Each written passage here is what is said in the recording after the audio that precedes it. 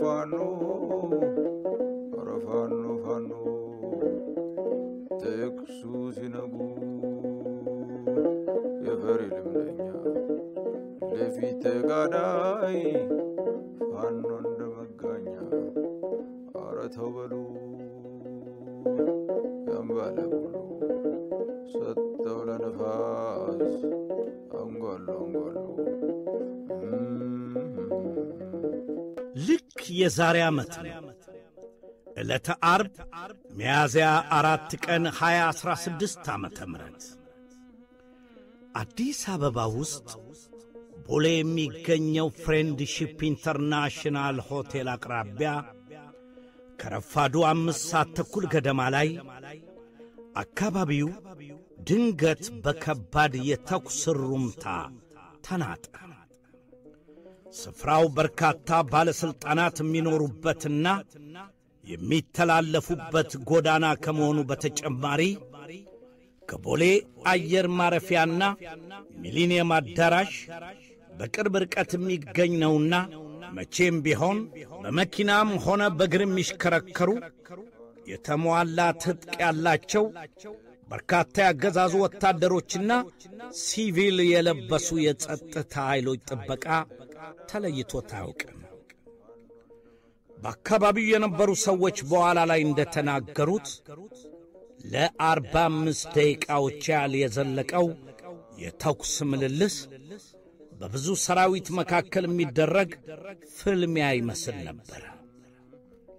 ሆኖም በሌላኛው ጫፍ እስከ አፍንጫቸው ከታጠቁት በርካታ ቁጥር ካላቸው ያገዛዙ ወታደሮች ጋር እየተፋለሙ የነበሩት የኦሮሞማው አገዛዝ በአማራ ሕዝብ ላይ የፈጸመ የሚገኘው የዘር ማጥፋት ወንጀል ያንገበገባቸው ጀግና የሚለው ቃል ጭምር የሚያንሳቸው እንዲያውም የማይገልጻቸው 3 የአማራ ፋኖ አባላት ብቻ ነበሩ። የአማራ ፋኖ በጎንደር የአጼዎቹ ክፍለ ጦር የዘመቻ መምሪያ ኃላፊ የነበረው ሻለቃ ናውሰናይ አንዳርጌ፣ ፋኖ አቤነዘር ጋሻውና ፋኖ ሀብታሙ አንዳርጌ ነበሩ።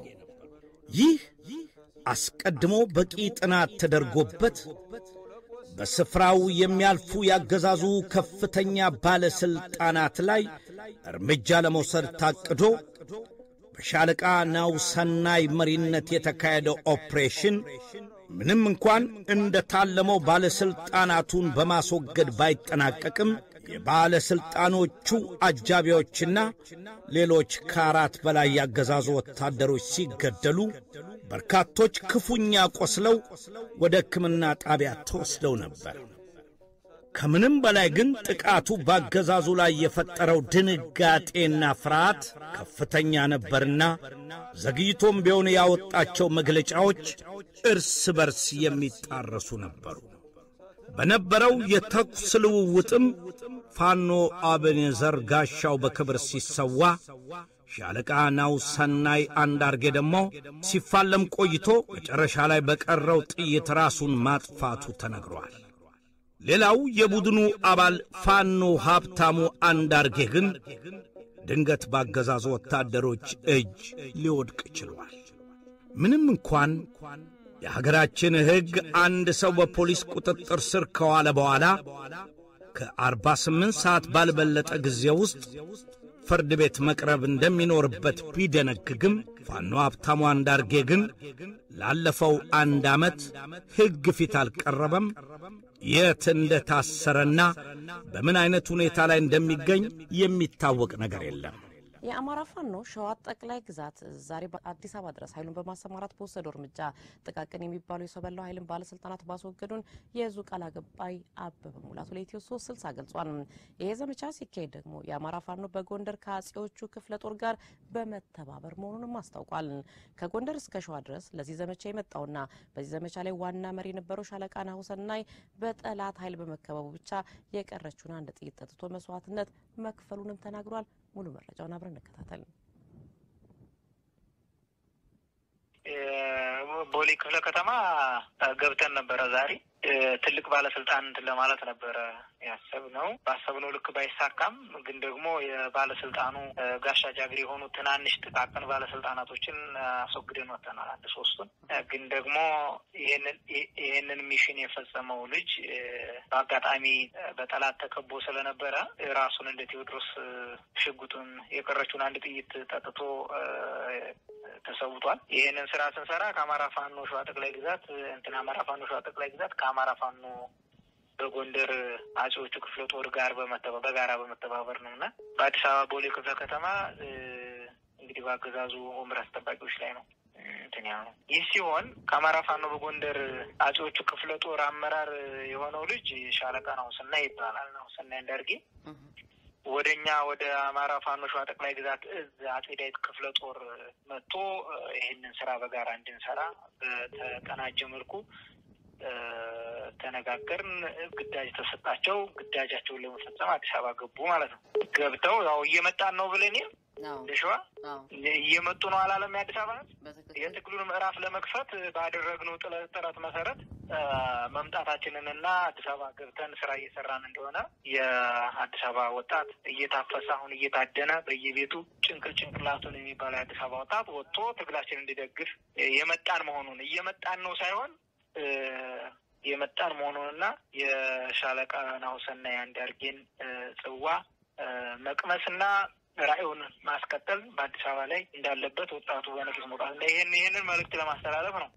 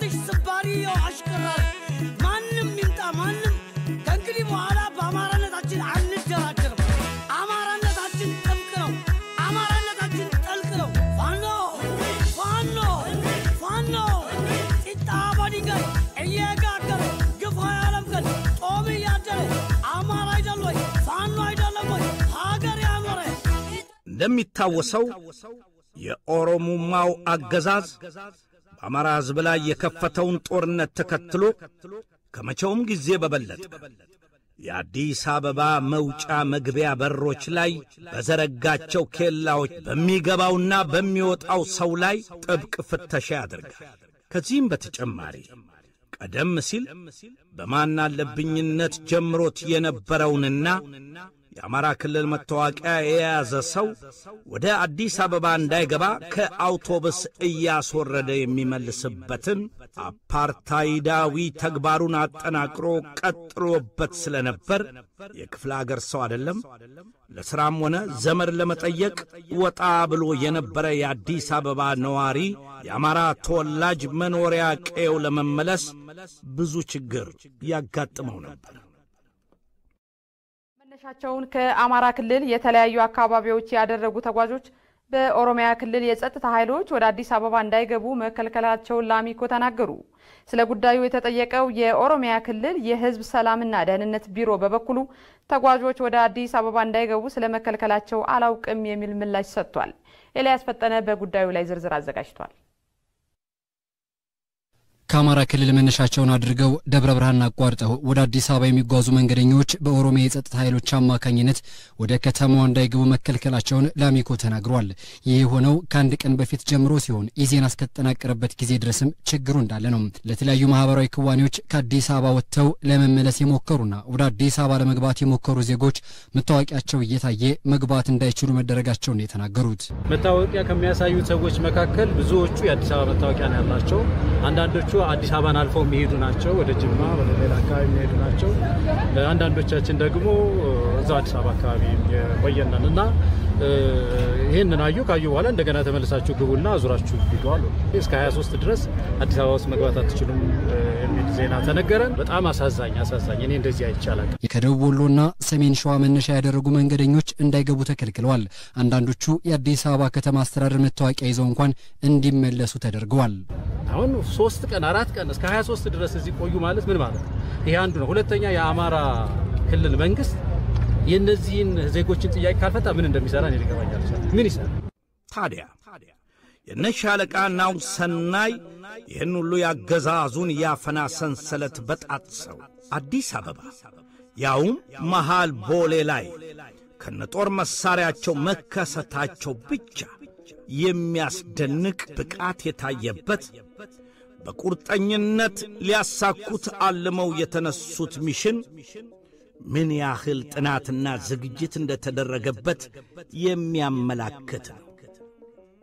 በተለይም የቡድኑ መሪ የነበረው ሻለቃ ናሁሰናይ በዋት ጦርነት ወቅትም በፋኖነት ብዙ ጀብዱ የፈጸመ ታዋቂ የአማራ ፋኖ አመራር ሆኖ ሳለ ከትውልድ ስፍራው ከጎንደር ተነስቶ በርካታ ያገዛዙ ኬላዎችን አልፎ በሻለቃ መከታው ማሞ ከሚመራው የአማራ ፋኖ የሸዋ ጠቅላይ ግዛት እዝጋ መድረስ መቻሉ ራሱ ሌላው አድናቆትን የሚጭር ነገር ብቻ ሳይሆን ጀግናው ለቆመለት ዓላማ ያለውን ቁርጠኝነት በተግባር የሚያሳይ ነገር ነው። የአማራ ፋኖ የጀመረው የሉና ትግል አብሪ ኮከብ የሆነው ሻለቃ ናሁሰናይ የተወለደው በ1988 ዓመተ ምህረት በታሪካዊቷ ጎንደር ከተማ ነበር። ወላጅ አባቱ መምህር አንዳርጌ ታረቀኝ በመላው ጎንደር በከተማም ሆነ በገጠር ብዙ ንብረት ያላቸው የታወቁ ባለሀብት ሲሆኑ እናቱ ደግሞ ወይዘሮ ሐረጎይን አዱኛ ይባላሉ። ናሁሰናይ የመጀመሪያና ሁለተኛ ደረጃ ትምህርቱን እዚያው ጎንደር ውስጥ ተከታትሎ በመጨረስ በከፍተኛ ትምህርት ቆይታው በአውቶሞቲቭ ዘርፍ በብቃት አጠናቆ ተመርቋል። በተጨማሪም በዋት የበላይነት ይተዳደር የነበረው የአገር መከላከያ ተቋም ውስጥ በመግባት መማር ጀምሮ ነበር። ሆኖም በራስ የመተማመን ብቃቱንና ለአማራ ሕዝብ ያለውን ተቆርቋሪነት በማየት የማሰልጠኛው አላፊ የሆኑ የዋት ወኪሎች ጽንፈኛና ትምክተኛ ነህ ብለው ትምህርቱን ሳይጨርስ አባረውታል። ይህ ግን አስቀድሞ በውስጡ የተለኮሰውን ስሜት ይበልጥ በልህ አቀጣጥሎት የነጻነት ጥማቱን አናረው እንጂ ፈጽሞ አንገቱን እንዲደፋ አላደረገውም። በዚህ መሃል የአማራ ሕዝብ የነጻነት ትግል ሐምሌ 5 ቀን 2008 ዓመተ ምህረት ጎንደር ላይ በኮሎኔል ደመቀ ዘውዱ ሲለኮስ እሱም ተቀላቀለ። ከሌሎች አጋሮቹ ጋር በመሆንም ገና በአፍላ ዕድሜው የጎንደርን ወጣቶች በማስተባበር ትግሉን በደንብ አቀጣጠሉት። በመጨረሻ ወያኔ በሕዝብ ትግል ከሥልጣን ስትወገድ በጎንደር ቀጠና የፋኖ አደረጃጀት አባል በመሆን መንቀሳቀስ ጀመረ። በ2013 ዓመተ ምህረት ዋት በሰሜን እዝና በአንዳንድ የአማራ አካባቢዎች በብሪት የከፈተችውን ወረራ ለመመከት የግል የቤት መኪናውን ሽጦ ስናይፐር በመግዛት የአማራን ሕዝብ ከጥቃት ለመከላከል ከሌሎች ፋኖች ጋር ተቀናጅቶ ጠላትን ያርበደብድ ጀመር። አቶ ሙሉነ ዮሐንስ በአንድ ወቅት በማኅበራዊ ሚዲያ ገጹ ባሰፈረው ጽሑፍ ናሁሰናይ ቁመናው ቆፍጣና ወታደር ነው፣ ትጥቁ በሙሉ አብሮ የበቀለ ወይም ለሱ ብቻ ተለክቶ የተሰራለት ይመስላል። የትነግን ወረራ መክቶ ለመመለስ ያልዘመተበት ግንባር፣ ያልተንከራተተበት ጎራ፣ ያልከተመበት ምሽግ ያልወጣው ያልወረደው ተራራ አልነበረም። በወልቃይት፣ በንፋስ መውጫ፣ በማይጠምሪ፣ በጋሸናና ቆቦ ኧረ ስንቱ ግንባር ተዘርዝሮ ያልቃል። ብቻ ወንድም ዓለም ሕዝብን ከልቂት ከታደጉ የቁርጥ ልጆች አንዱ ነው ናሁሰናይ። ከጎኑ የነበሩ እነ ሪያቆስ እነ ያየሽ ብዙዎቹ የሕይወት መሥዋዕትነት ሲከፍሉ ናሁሰናይ ቃል ኪዳናቸውን ተሸክሞ እስከ ቀራንዮ ተከተላቸው። በዛ የትነግ ወረራ ልበ ሙሉ ደፋሩ ናሁሰናይ የሚመራውን የፋኖ ሰራዊት ከፊት ሆኖ ያዋጋ የተዋጋ ታጋይ ብቻ ሳይሆን ወደፊት በታሪክ ተመዝግበው ሊቀመጡ የሚገባቸው ታላላቅ ጀብዶችንም የፈጸመ ወደር የሌለው ጀግና መሆኑን እዚያው የትግሉ ሜዳ ላይ ያስመስክሯል ብሎ ነበር። የህልውና ዘመቻውን በድል ለማጠናቀቅ ከጎንደር ተነስተው ወደ ወሎ ግንባር የተመሙት ፋኖች ኢትዮጵያን ክዶ ህዝቦቿን ለከፋ ስቃይ እየዳረገ የሚገኘውን ወራሪ ኃይል ለማጥፋት በቆራጥነት ተነስተናል ብለዋል። ወጣት ናሁሰናይ አንዳርጌ ኢትዮጵያን ለዳግም ብዝበዛ የዳረጋትን ወራሪ ኃይል ለማጥፋት በጽናት እንፋለማለን ብለዋል። እናቶቻችንና እህቶቻችንን በመድፈር ዜጎችን በማፈናቀልና በመዝረፍ ለከፋ ሰብአዊ ቀውስ የዳረገውን ወራሪ እንዳመጣጡ ለመመለስ ተዘጋጅተናል ሲልም አክሏል። ብዙ ግፍን ሰርቷል። ህፃናትን፣ ሴቶችን፣ እናቶችን፣ ሴቶችን ደፍሯል። ትላልቅ ሰዎችን፣ አዛውንቶችን ገድሏል። ህልውና ዘመቻ ነው። እዚህ ዘመቻ ላይ ተሳትፈናል። አገር ካጁ በሆነው በጁንታ ኃይል እንድትደመሰስም ሆነ እንድትበዘበዝ አንፈቅድም። የአማራ ፋኖ በጎንደር የአጼዎቹ ክፍለ ጦር የዘመቻ መምሪያ ኃላፊ ሆኖ በቁርጠኝነት ሲታገልና ሲያታግል የነበረው ሻለቃ ናሁሰናይ ከዚህም በኋላ ቢሆን ሊጠቀሱ የሚችሉ ታላላቅ የጀግንነት ተግባሮች የፈጸመ ሲሆን አንዳንዶቹን ለመጥቀስ ያህል ከሐምሌ 7 ቀን እስከ ነሐሴ 3 ቀን 2015 ዓመተ ምህረት ድረስ ባሉት 7 ቀናት ጎንደር ከተማ በፋኖ ቁጥጥር ስር ስትውል በሱ የሚመራው ብርጌድ ያበረከተው አስተዋጽኦና የከፈለው መስዋዕትነት ከፍተኛ ነበር። ከሐምሌ ወር 2015 ዓመተ ምህረት ጀምሮ ሕይወቱ እስካለፈበት እስከ ሚያዝያ 04 2016 ዓመተ ምህረት ድረስ ከ30 በላይ ልዩ ግዳጆችን በታላቅ ብቃት ተወጥቷል። እንዲሁም ከ24 በላይ አውደ ውጊያዎችን ከፊት ሆኖ በመምራት ለአኩሪ ድል አብቅቷል። ሚያዝያ 4 ቀን 2016 ዓመተ ምህረት የነበረውን የተኩስ ልውውጥ ተከትሎ ሻለቃ ናሁሰናይ አንዳርጌና ፋኖ አቤኔዘር ጋሻው ሕይወታቸው ማለፉን አገዛዙ በሚቆጣጠራቸው ሚዲያዎች መግለጹ ይታወሳል።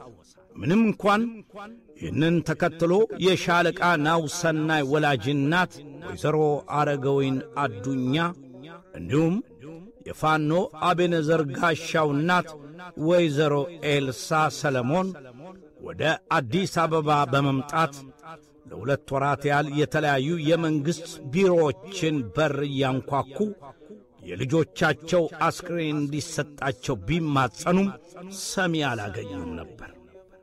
እኔ አሁን እናትነትን በማሰብ ይሰቡኝ ነው እንጂ ይሄ ሆነ ይሄ ተደረገ ብዬ እንትን ምለው ነገር የለም። ይሄ ልጅ ወጥቷል። አዎ እውነት ነው፣ ትግል ላይ ነው። ግን እናት ምን ጊዜም እናት ናት። ሞቷል። አፈር ነው። እናት ለልጇ አፈር አትመኝ መቼም ጊዜ። ወፍ እንኳን ባፏ ለቅማ ይዛ መጣ ታጎርሳለች። ማንም የኢትዮጵያ ልጅ ማንም ደልቶት ያደገ የለም። እናት ሁልጊዜ ለፍታ ደክማ አሳድጋ ለቁም ነገር ይበቃላት ነው። ቁሞ ቢሄድላት ነው ብዙ ነገሩን ነው የምትመኝለት። እኔ እኮ አሁን እየለመንኩኛል አፈር ላቅም ሰው ባካችሁ፣ እንደኔም የተጎዳችሁ እናት አፈር እናቅም ሰው። የታሰሩት ሰዎች ይለቀቁ።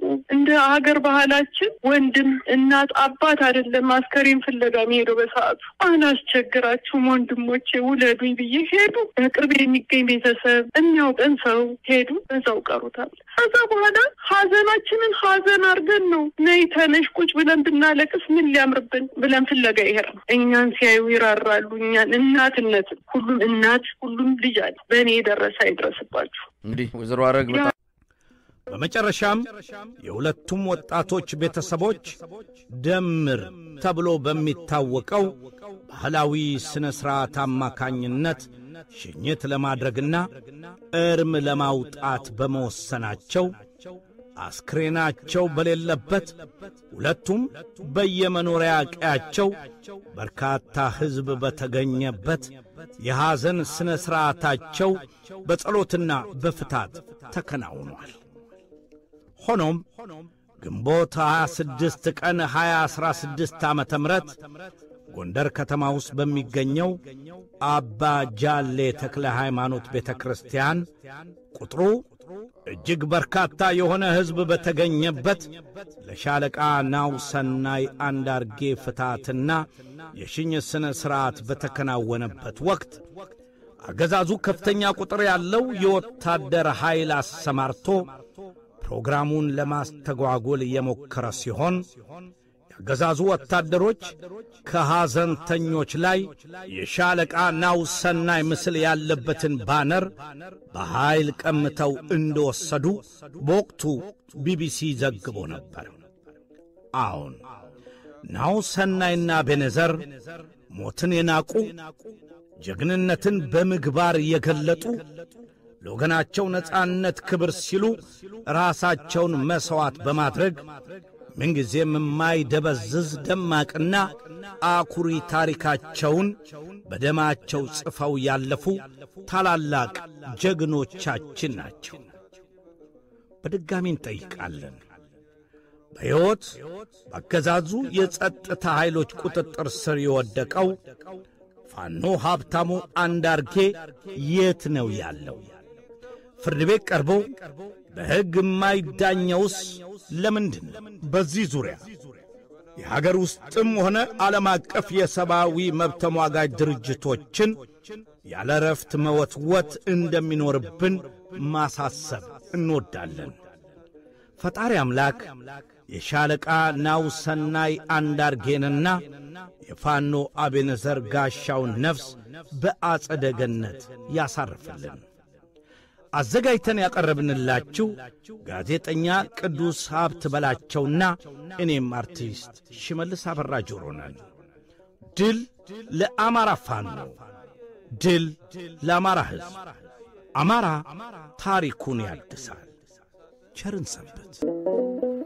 ቸበለው